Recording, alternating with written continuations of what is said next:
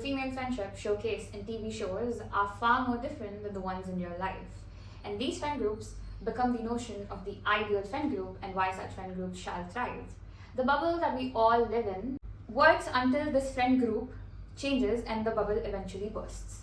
Welcome back to our channel. I'm Soyagya. And I'm Saman. And today we're going to talk about how to have healthy female friendship. And to achieve that, we must address a negative aspect, the negative emotions of hatred, jealousy, competition that can easily sink in on us if we haven't had healthier bonds before.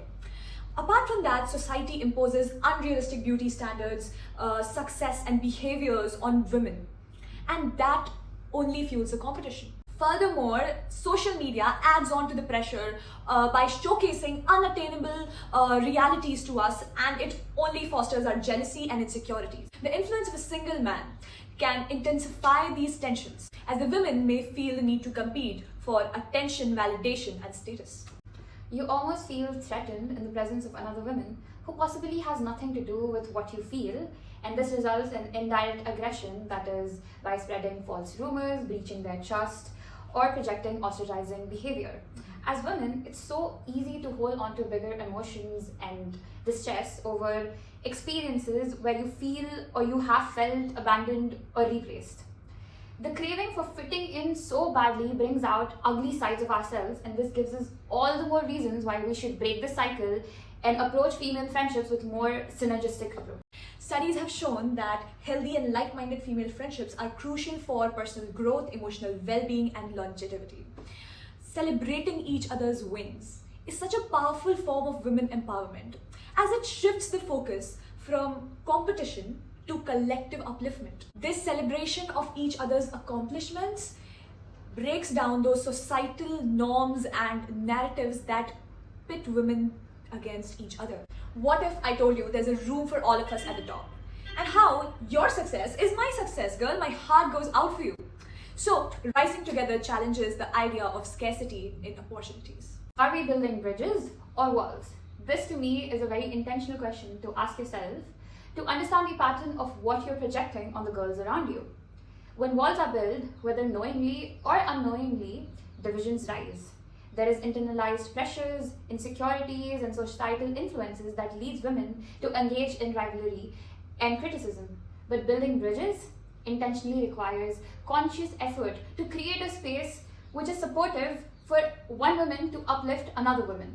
This involves addressing biases, breaking the stereotypes, and actively engaging in collaboration which prioritizes collective progress over individual gain. I want to be able to create a space for my girlfriends to be able to come to me and speak about things or share things comfortably with me, and for me to radiate a very good energy to them. So how can we rewrite the narrative that women can't work well together? When women come together in solidarity, we not only challenge but we dismantle the long-standing stereotypes that confine us to certain roles. This collective strength not only shatters the stereotypes but also redefines our roles in terms of success, leadership, and power in female perspective. Through unity, women can create a more inclusive environment, not only for a specific gender but for everyone. The act of supporting each other amplifies each woman's voice and makes it clear that empowerment is not only about individual achievements, but it is about uplifting the society altogether. When you lift other women, who else benefits? Empowering one person radiates a ripple effect through communities. When girls uplift one another, they create an environment where everyone feels valued and motivated to pursue their goals. This mutual support builds confidence, resilience, and empowerment in which a girl breaks through her barriers, challenges her stereotypes, and reaches her full potential. As one girl rises, she inspires many like her to rise with her. This demonstrates that success is not confined or not limited, but can be shared by all, and that it is in abundance. This ripple effect extends as empowered girls become role models and mentors for the next generation, and thus strengthening the network of support. How do we stand together when the world tries to tear us apart? In the times of difficulty, having someone to confide in is invaluable. And therefore, being a non-judgmental, supportive listener is very crucial to process challenges and find strength. Also, the fact that you know that there's someone out there who is there for you, who understands you, stands by you, helps you to navigate through challenges in life.